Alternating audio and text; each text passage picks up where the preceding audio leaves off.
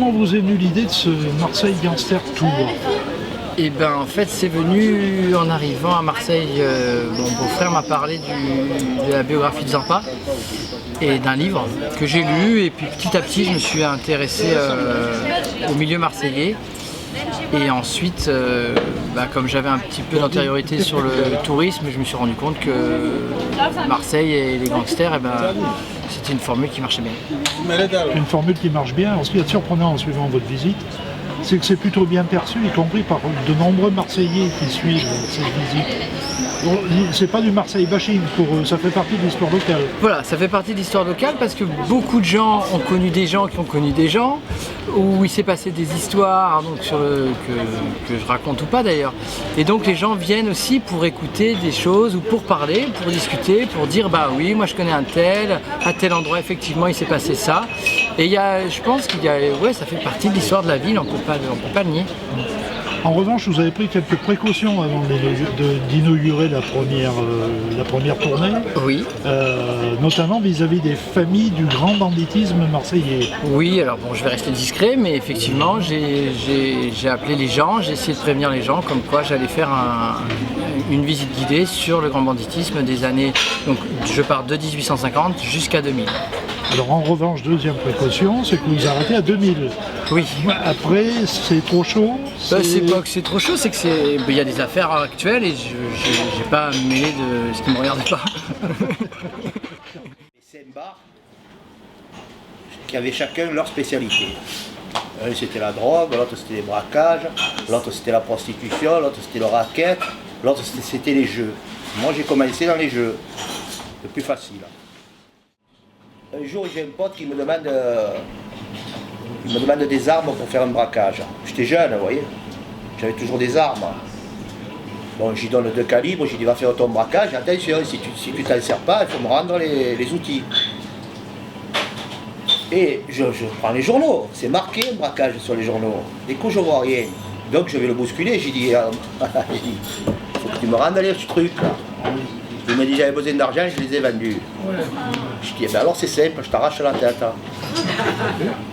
Je prends la tête et je te l'arrache. Bon, le mec il se prend de trac, il me file 25 kilos d'explosifs. Qu'est-ce que c'est un voyou, un vieux voyou?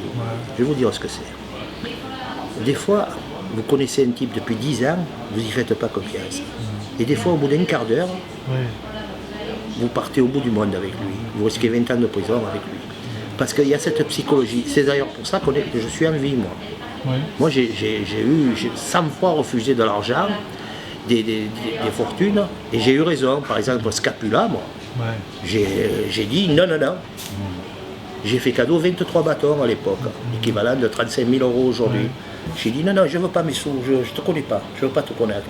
À Milan, Piazza del Duomo, j'ai dit va, je ne veux pas te connaître.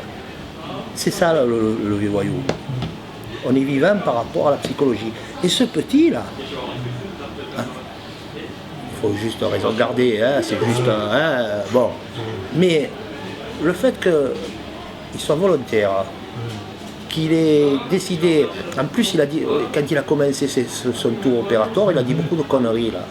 Alors je l'ai repris chaque fois, je l'ai vu, j'ai dit mais pourquoi tu racontes des contre-vérités, des trucs comme ça?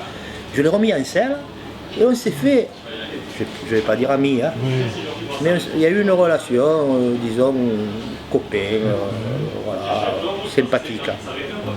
La sympathie du mec. Robert Laffont qui me le demande, moi qui n'ai rien à faire, qui ne fais plus rien, et qui peut parler, parce que moi je peux vous parler 7 heures et raconter ce que j'ai envie de vous raconter, vous avez compris. Bon. Comment c'est perçu ça à Marseille, ces tours? Bizarrement... Parce que vous devez avoir, si j'ose dire, des échos de l'intérieur, que nous on n'aura pas. Oui, bon. Alors je vais vous dire, moi, c'est une ville de fous, c'est une ville où tout le monde aime ça.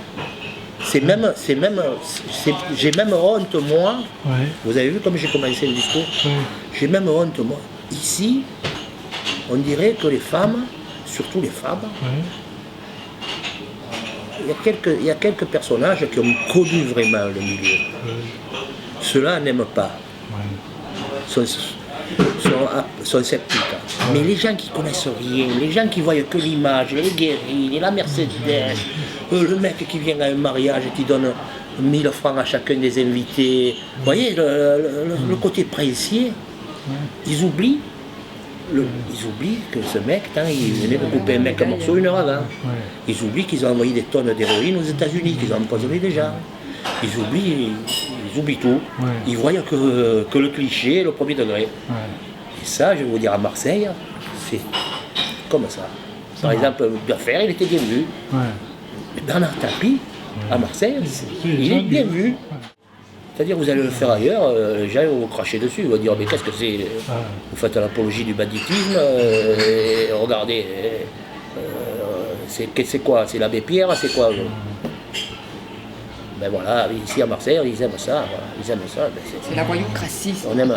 On est la voyoucratie. Voilà.